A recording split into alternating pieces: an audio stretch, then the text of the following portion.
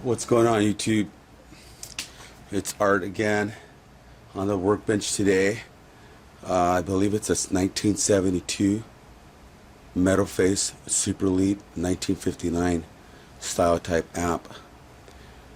The customer is one of my previous customers.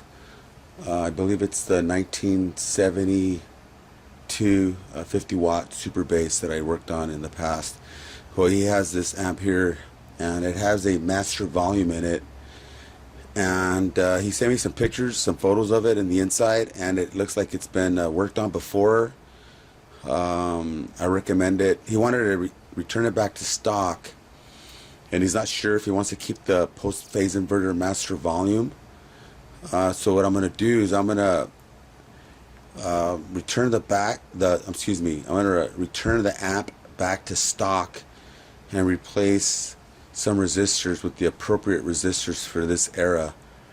Then I'm going to test the post phase inverter and see if it was hooked up correctly, if I could improve it, and then do an audio test on it to see what it sounds like.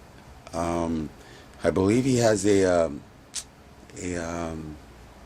there's several types of post phase inverters master volume, so I think he has the one that's called Lamar, Lamar post phase inverter. So I'm gonna look at it because on the photo that he sent me, it did look wired a certain way that I don't wire them that way. So that's why I have to test it after I restore all the resistors. So when I come back, I'm gonna remove the chassis from the head box, and then we'll go over what kind of tubes he has and get the exact year, and then I'll just flip it over on while the camera's still running, and we'll look inside. But this thing is this amp is a masterpiece. It's so well taken care of. It has a little nicks here and there, but it adds character to the amp. And when he just dropped it off, I just, the first thing that came to mind was just, rock and roll, just history. So when I come back, the chassis is going to be out of the box, and we'll go over some stuff. So here's the front side of it. Obviously, it has that third switch for when your electricity's out of phase. So if you guys don't know what that is some of these amps came with two prongs, and Jim Marshall installed this phase switch just like Fender did. But even when Marshall started using three prongs with the ground, and there was only one way to connect the voltage from the wall, they still left this on here, and this is not really necessary when you have three prongs. So when you have your load, your neutral, and your ground, it's already set up for you, and it eliminates hum. So back in the past, when you only had a two-prong connection for your wall voltage, some musicians or owners of these amps will hook up backwards, so it created a lot of noise. So when they went to three-prong, it eliminated a lot of noise, a lot of hum, and it made the amp work like it's supposed to. So that's basically it. It's really nice. I'll come back in a few seconds and we'll look inside, okay? Thanks, guys. Alright, guys, I'm back. So we have the chassis out of the box, and just a quick look, a quick evaluation just by looking at it, a visual. It looks like the hole that's on this side that most Marshalls have right here, it still has the rivets, so that part has never been touched. And they did replace the filter caps. So this is an F&T 5050, the phase inverter filter cap 5050, and then the mains and the screens are right here, and those were replaced too. It looks like it's been around a lot of humidity, or maybe close to the beach, if you will. But it looks like the owner installed some really nice preamp tubes, and these are Molars. They're rebranded by I can't even see that. Stand by. That is, it says Hammond on there, but these are made in Great Britain. You can see the name right there in the bottom. This is 12AX7 made in England. He has a ceramic preamp sockets, which are okay in the preamp section, but when you get to the power section, they start creating problems because people don't know how to clean the sockets. And this is another Hammond one, and it's made in England. So we have the same type of tube in V2, and it has the same ceramic preamp socket. And I only bring it up because I look at them to see if they've been replaced. And here's I think this is a Heath kit or something like that, a Health. It says Health on there, on the preamp tube. But again, this is a Molar tube. 12AX7. It's really nice. I'm not going to remove all the power tubes. I'm going to remove one of them, but they look like they're identical. So if you look, okay, he has ceramic power tube sockets. So right here on this power tube, on the bottom, it says made in Great Britain. I don't know if you could see that. I hope it could pop up on there. And it has a brown base, and they make brown, especially this color right here, this unique brown color to it, tells me that it's an XF2. And I know it's a Molar because there's no seam right here like they did in Japan, which is not really a Molar, even though it said Great Britain and it has a seam. It's not a real Molar. This has a pinhole. So it's telling me that this is a Molar EL34 XF2, and it looks pretty good. I'm going to test all of them at the end. So right now it's looking pretty good. He has really nice old glass on here. That's really nice. The bell caps on here have been exposed to a lot of oxidation, and the choke as well. On the label, when they built these amps, I can't tell. It doesn't say what year it is, but the signature for the tag board is not there anymore. The back panel is not there anymore, and the person that tested the amp, it's not there anymore. But the assembly, it shows that it's there's a signature. I can't make it out. I think it says Ron or something like that, or yeah, I can't make it out, but it says 100-watt lead, USA. So it was meant to come to the United States, and it has an M443. I'm not sure what that means. Marshall, I don't know. Maybe it's their 443rd one that they made. I'm not sure.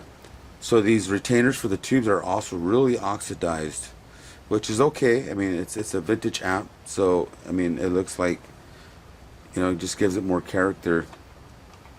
The back panel, it looks like somebody did a few modifications to it. So if you look at it, I hope I'm doing a good job holding it like that. The serial number is 12520, and I have to investigate what year those came out of because I can't tell what year this amp is. These amps came with like 4 output jacks.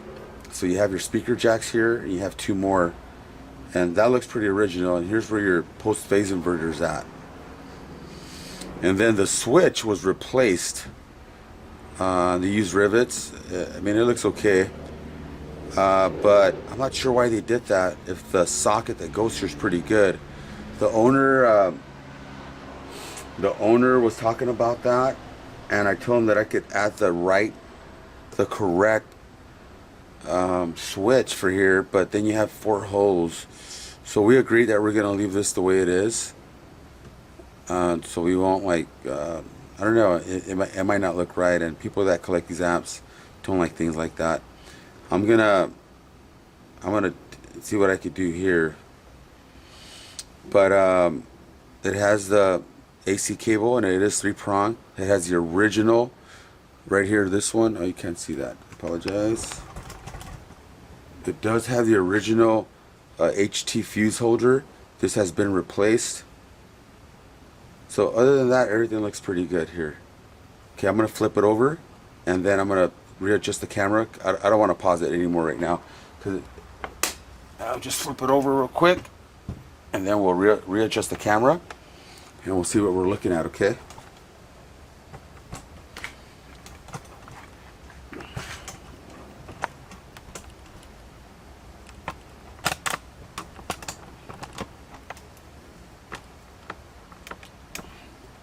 I'm going to zoom in a little bit and then readjust. So the heater wires look like they're original. They look exactly the right color, what they used back then. The tag board was very common in 1972. So right after this year, they went to a circuit board. So just by looking at it right now, just what I'm looking at is I could tell there's been some work done. And we're going to start off by talking about this preamp section here. So the first section where the cathodes are at, this bypass cap, that's been replaced, right? This amp had a lot of Iskra resistors on there, and now it has fire resistors. So it's okay, because they did use some of these here and there on these amps, so I'm not going to mess with that. The .68 molar bypass cap for pin 8 looks like it's original. They replaced the bypass resistor, the cathode resistor, with the Allen Bradley. I'm going to replace that with an Iskra, one of these. The 68K resistors that are in here, the grids, those were replaced with fire. I'm going to leave those alone. These 68K resistors, Iskras, are like $10 each. So they replaced the anode resistors here, the plate resistors, with fire resistors. And again, they did use these separate resistors on these amps. I'm going to leave that alone. It has a .0022 molar capacitor here, where it should have it for a super lead. And then it has a standard 22N, which is a .022 here, the coupling cap. So this is how it should be. That's how it's supposed to be.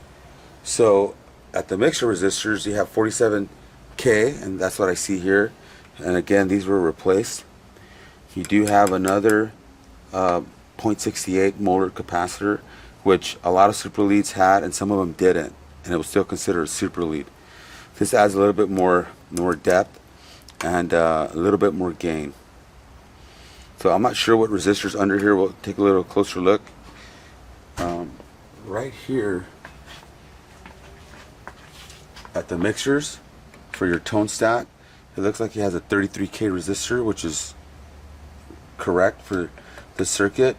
I have a dog bone. That should be a 470 dog bone, or maybe a 560, which was rare, but normally they would put a 470 picofarad dog bone capacitor. I think I just called it a resistor. So it's a capacitor. And down here, because it's a super lead, it should have a 470 or maybe a 560 on there. The 100K resistor got replaced with the fire resistor, and normally it's a Iskra. Iskra 100K resistors are extremely rare, and if you do find one, they're like $11, I think, just for one resistor. So I'm not sure. There you go, I could see it. It does have a 820 820 ohm resistor, and it's an Iskra for the cathode area here. Okay, you have a, I believe this is a, yep, it's a,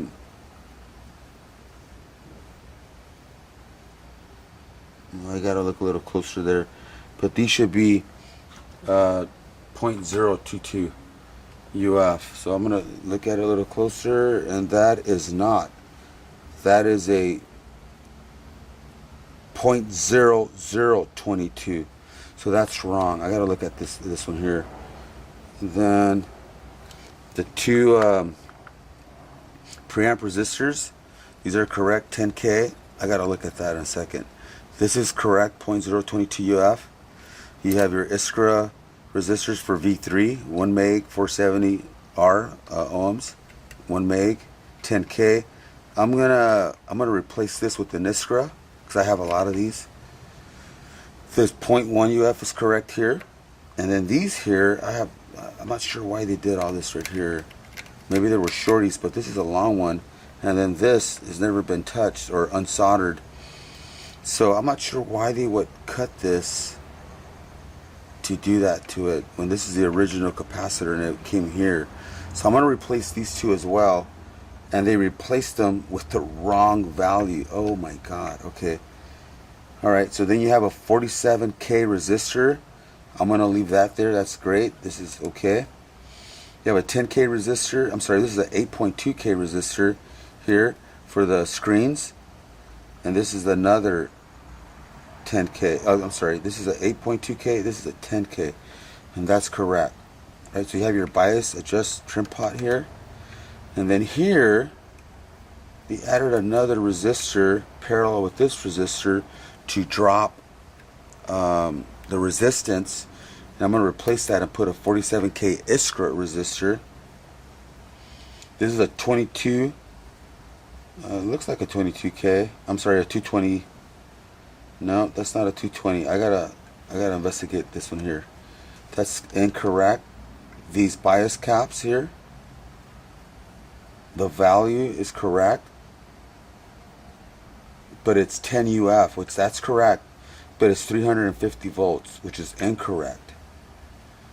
Okay, so there's a lot of Mickey Mouse stuff here.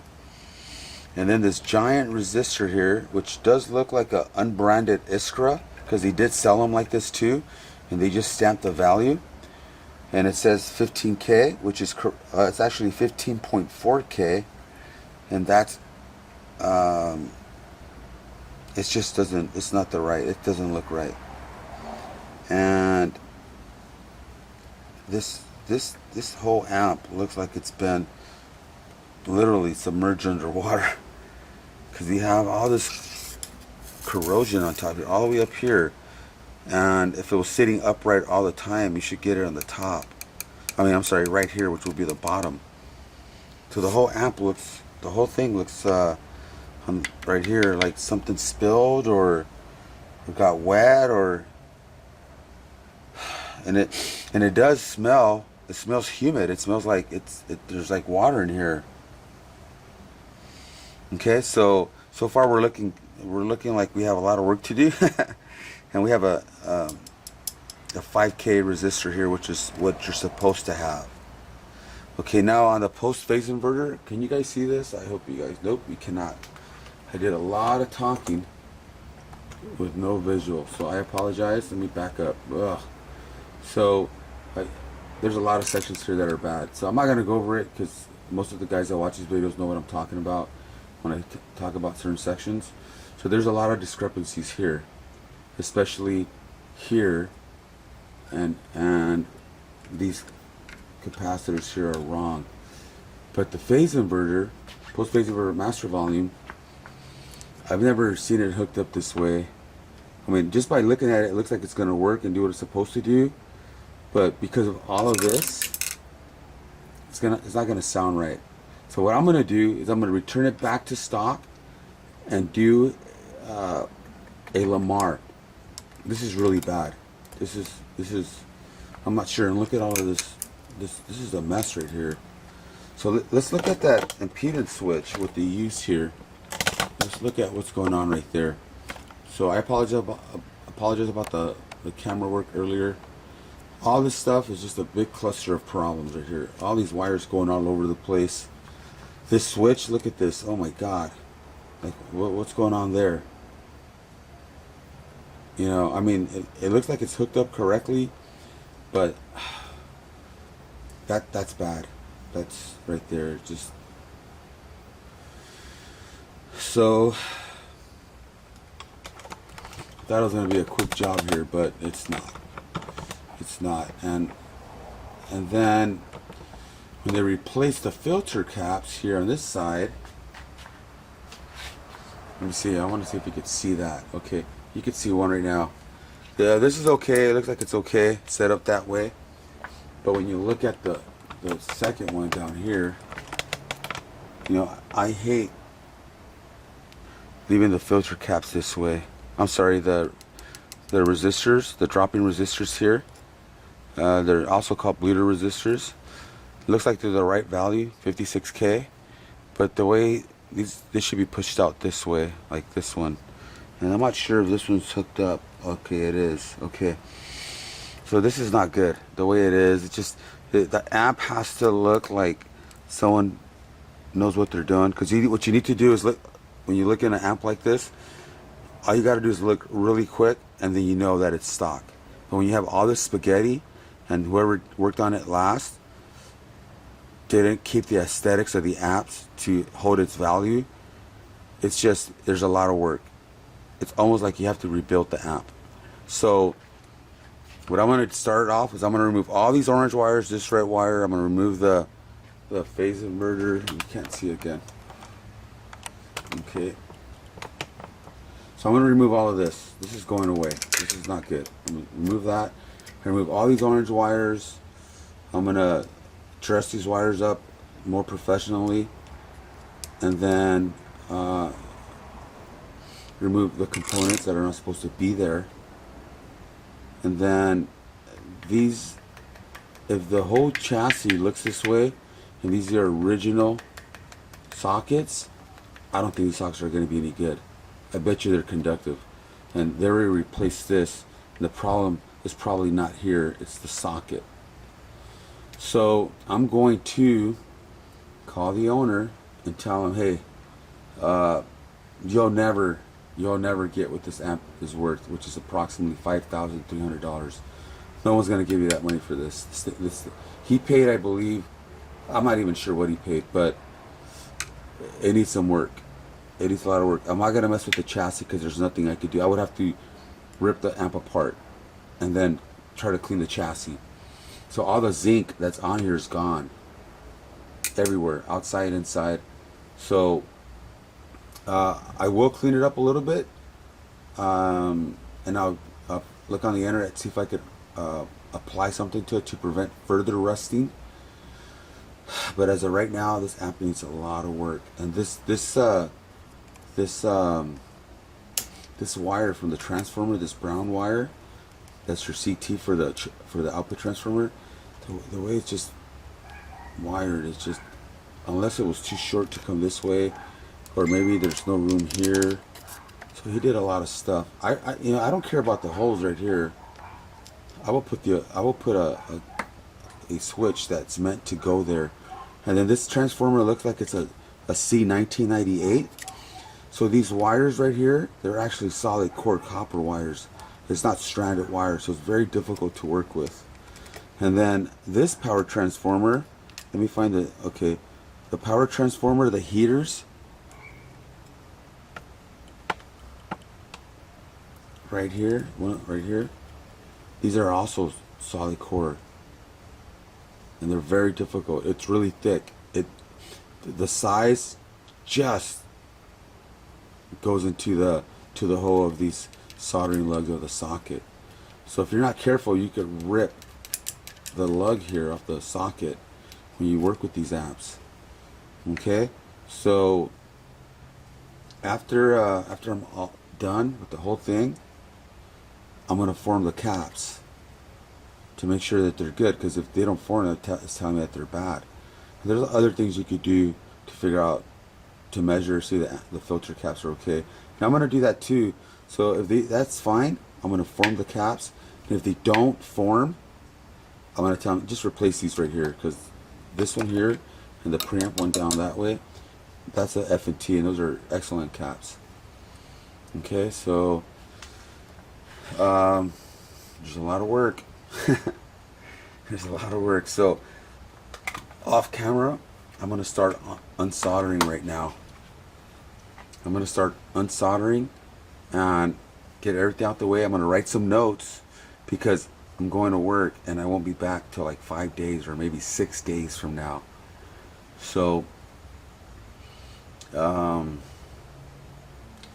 know, it's not really a lot of work when you like doing this, and I really like doing this. And believe me, I don't make a lot of money doing this. This is just a hobby.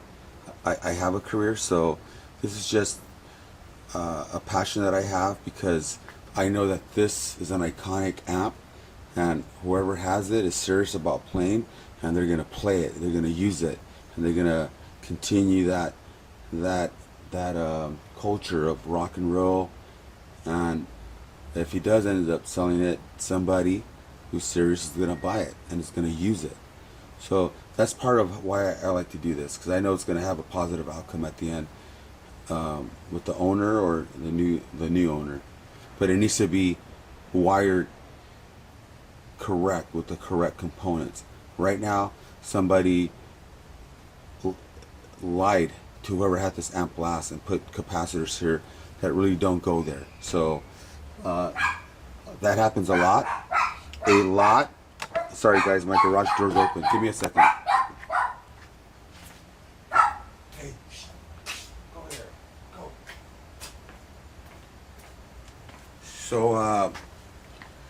So a lot of people, a few users on YouTube, guys that have amp knowledge, well, somewhat of amp knowledge, they when they get an amp like this, the first thing they say is, "Oh, this amp's old. I got to replace these capacitors."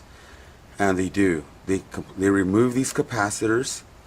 They do not replace them with the same type and brand, like the same molars, and they put some stuff that costs like 35 cents each that they get at a place in Arizona where other techs get their stuff. And the guy raves about how great job he did and destroys the amp. I saw a video from a 1987, I think it was an 87 or 86. The 87 is a Super Elite, and the 86, which is a 1986, it's a bass amp. But a lot of guys use the bass amp as a guitar amp because it has a unique, nice sound. So this guy gets this amp, and it looks pristine, beautiful amp, and replaces these capacitors with generic type capacitor, and you're like, oh my god, this guy destroyed the amp, right? And a lot of guys do that, and some of them do it unknowingly, like they rather replace everything. But the guys that do know and understand the history of these amps understand that these amps are good. These capacitors are good. And you don't replace them unless they're the wrong value. And if they're the wrong value, you got to replace them with the correct value with the same type of capacitors. And they don't do that. And when I make comments, some of their loyal followers slam me like I'm crazy. And it's okay. It's not my amp and it's not my channel. And if you want to follow a blind person, go right ahead. Go right ahead. Okay? So believe me and trust me that when I get an amp like this, I make sure it's original. You know? And there's a really nice guy on YouTube, humble person. I think he's from Florida. He did a few things like that, and I was like, should I tell him? Should I, and sometimes I just don't say anything. And then he ended up getting a vintage amp that was destroyed, and I think he kept it, or he did everything new again for a customer. And then he put a board that the board was meant for the amp, but the turrets were wrong, the distance was wrong. It looked horrible when he was done. And I went, oh my god, that amp is worth nothing. And okay, maybe the owner didn't care, and that's okay. But even if I were to get this amp, and let's say the board was cracked, I would work hard to find the correct board. And if I couldn't, I'll tell the customer, hey, I have a lot of boards. I have boards that Marshall uses right now, turret boards. They're brown in color. There's some of them are light in color, and then I have a really rust-looking one. Then I have a really dark one, and I'll leave it up to him. I would recommend that he uses the brown board because Marshall did use brown boards on the earlier amps, like in a 69. But I would never try to repair a board if it's cracked. It's cracked. I won't do it, because if he sells an amp, a person that doesn't know is going to buy an amp that has one problem, an issue on it. So I don't like participating in stuff like that. That's going to create a problem for somebody else. So yeah, so you know, just you know, just for your own information, just there's a lot of guys like that. Like this guy, he put a 10 UF, but a 350 volt kind. I'm like, okay, that's okay. I mean, it tells me that he didn't have any parts or he doesn't know what he's doing. And then this thing here, wow. And look at that. Just, I mean, most of the time when people put a resistor on top of itself, of another one, and they're in parallel, it's on a circuit board, because you would have to remove the entire circuit board to remove that resistor, and then solder a new one, and then see if you have the right value. And then if you don't, then you got to do it over again, right? So I mean, it's an easy mathematical equation. So if your resistor, this one has to be 47.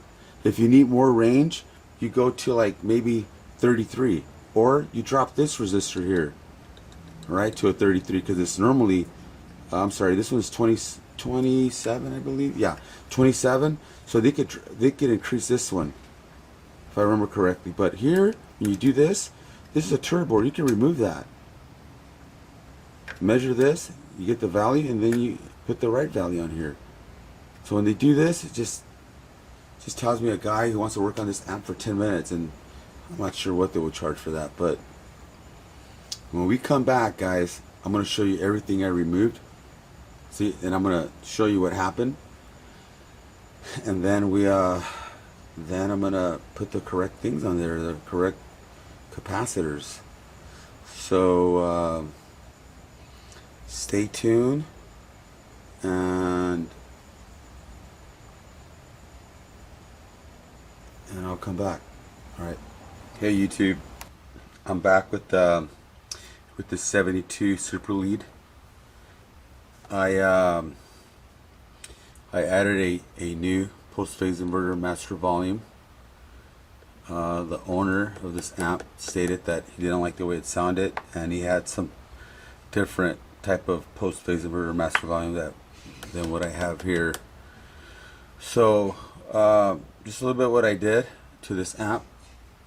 I made sure that all these soldering joints were good, and I reflowed some of the solder.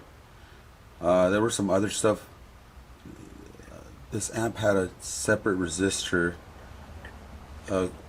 coming across here, the cathode, but he has a 2.7 resistor down here. So I'm not sure what they were trying to do with that, but I returned it back to stock.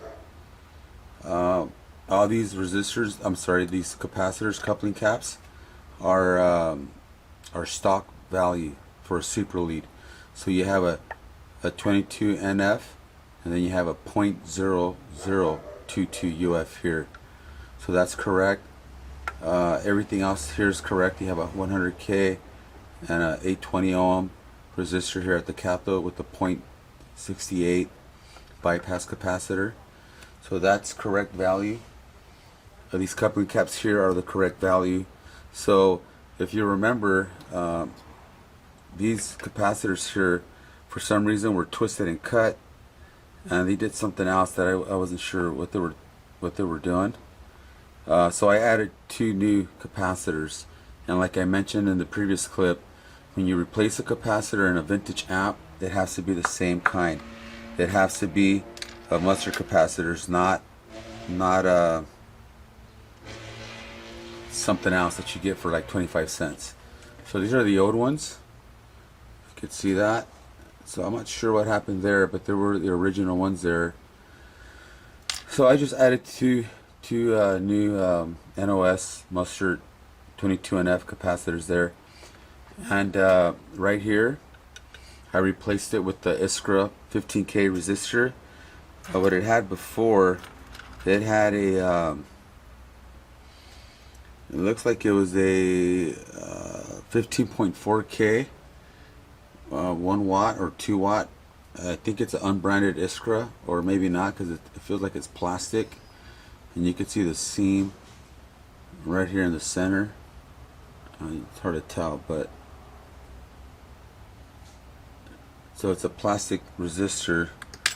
And then this section here, the bias resistor, it had a 22K, and that was a I believe it was like an Allen Bradley type resistor, and I installed a 27K Iskra resistor here. This is the 47K fire resistor, and it was jumpered with another resistor. I'm not sure what they were trying to do. I guess they were trying to get more bias range on this amp. So they probably have maybe 6550s in here before, and never put the correct resistors on there.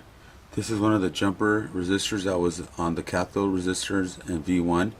I'm not sure why they would want to use this, and this looks like maybe a 1.5K.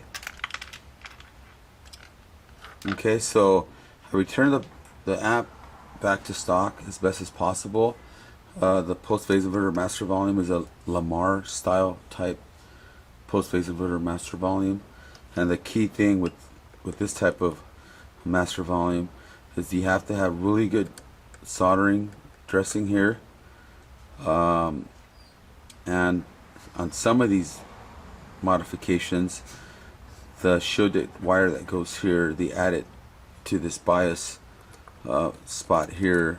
You don't have to do that. So what I did is I added a separate wire on pin 1 of both of these dual lugs here, and it went right to here to your bias. So that was a separate wire, and I added these 2 wires here that come from this section here of pin 3 of this dual pot here, and then the center wiper goes over here to your power tube sockets, to pin 5. So the big thing with that is that if you don't do it correctly, or you don't use the right wire, or you don't solder it correctly, you're gonna have a lot of problems, to the point where your amp might red plate. So what you do when you install this master volume or this type, you turn the amp on and you leave it on standby, and then you come with your multimeter, and you want to make sure that you have negative current here, here, here, and on your power tube sockets, and then right here in every section here. Every section here has negative voltage, because if you don't, it's gonna the tubes are gonna run away and red plate. And this guy has XF2, very expensive tubes.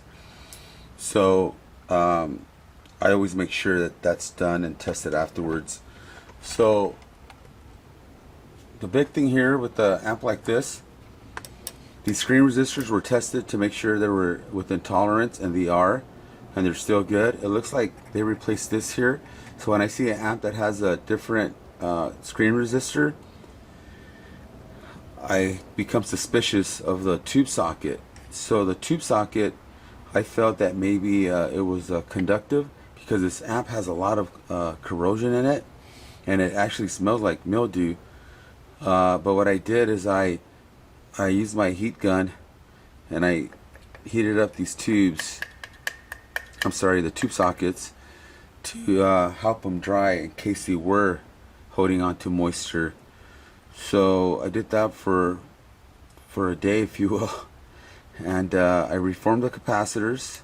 So the capacitors are formed, and I have that the way to do it on a previous video. So as of right now, I returned this amp back to stock, with the exception of the post-phase inverter master volume. Everything else is functioning in the amp. I retested it. It sounds really good. But what I'm going to do now is I'm going to test the tubes, the preamp tubes. I set the bias at approximately 35. I was getting 511 volts at the plates. So after I biased the amp to like 35, I was getting like I was getting 486 at the plates. So I biased the amp to 70%. Other than that, I left everything else alone because I didn't want to mess with the wires. Because as soon as you start moving these things, you'll start noticing something else going on with the amp. But I did move them. I just make sure they were correct. They were at the right location, and they are. I left. So I basically just replaced a few capacitors, a few resistors, and tested the amp, and it's back to stock. The previous person who worked on this amp installed these 10 UF. I believe they're like 500 volts. It's up there. It's I can't even see it right now. So I removed those, and I added some vintage Sprague 10 UF 160 volt capacitors here for the bias. So these are brand new, so I'm not worried about the amp having a problem in the future. The owner of the amp has a 5,000 picofarad capacitor on the bright cap, and when I tested the amp with the master volume, it sounds better with the bright cap on volume 1, which would be the bright channel. Other than that, everything's good. Everything looks good on the amp. It looks pretty beat up, but in a good way. So what I'm going to do now is I'm going to test the preamp tubes, and you guys are going to witness that. And then after that, we'll just like test it a little bit, and then we'll come back and close the amp up. Alright guys, stay tuned. Alright guys, I'm back. So I have the preamp tubes installed as they were positioned into the amp. So you have V1, V2, V3, and you can see the illustration here, 1, 2, and 3. So I'm going to turn it on, and right now I set it for high gain, and the setting here is set for gain, and I'm on V1 right now. So this tube right here should be turning green right now, these little lights here, and there they go. And then you can see the gain, the amplification factor going up. So these are rebranded Molar tubes, and as you can see, V1 reads 88.9 on section A, and section B reads 86.1. So this one's pretty weak, and when we used it on the amp, when I tested the amp, it sounded really good. So we'll see if we have a higher tube to install in V1. So V2, this one, so this will be a lot better in V1 because it's reading 91.4 on the A side and 93.9 on the B side. Okay, V3, tube 3, we have 95. Okay, so this one reads the best. So let's check the transconductance, the GM on it. So we're looking for anything over 1600, right? So right here we're clearly above 1600, as you can see on the screen here, and I hope you can see that. So we're seeing 17.75 on the A side and 1866 on the B side. Tube number 2, we have 1847.46 on the A side and 1865 on the B side. So let's go to tube 1. So tube 1 has higher transconductance of 1929 on the A side and 1961 on the B side, but the gain is lowest there, right? 87, 86, and then V2 we have 86, 92, 91. So what I'm going to do is I'm going to install this one here as my I'm going to use it phase inverter and V3 pin. This third tube will be 1, so this will be, I'm going to install in position 1, which is V1, V2, and V3. Okay, so I'm going to go ahead and do that, and then we'll test the amp. Okay guys, stay tuned.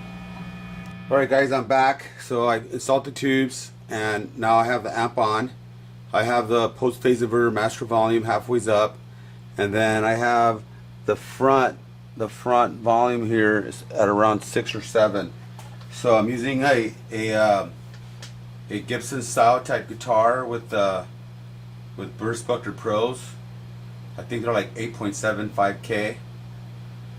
So I'm gonna try to show the tone of the amp.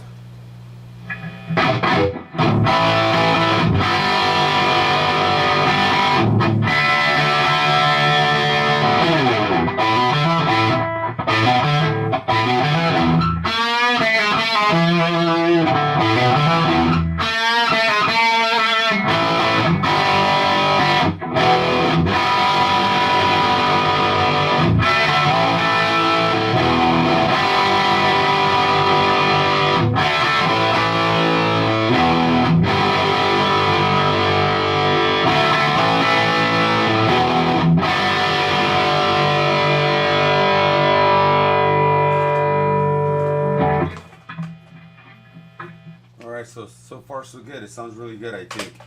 So I'm gonna try to play a little bit of lead stuff. I'm not really good at it, but we'll see what it sounds like.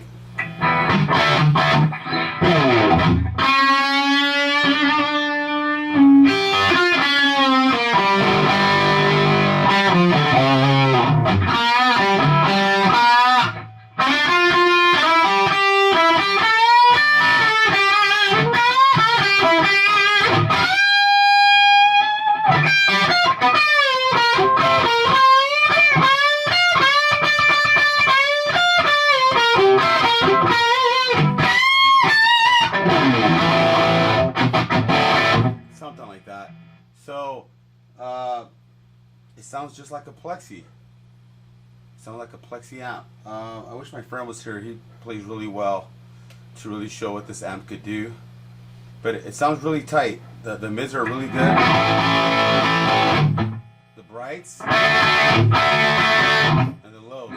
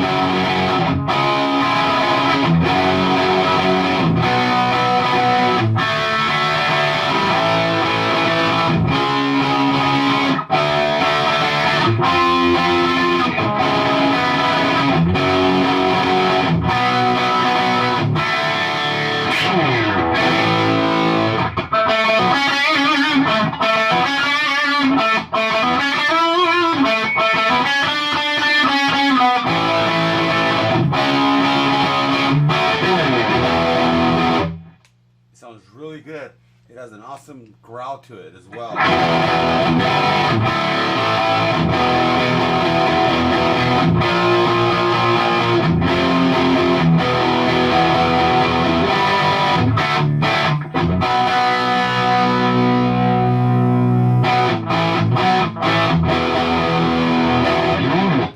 Sounds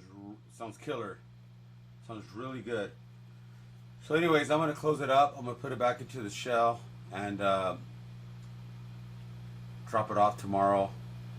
My next video will be a, I believe it's an 81 JMP 2204. I'm going to convert from 6550s to EL34s.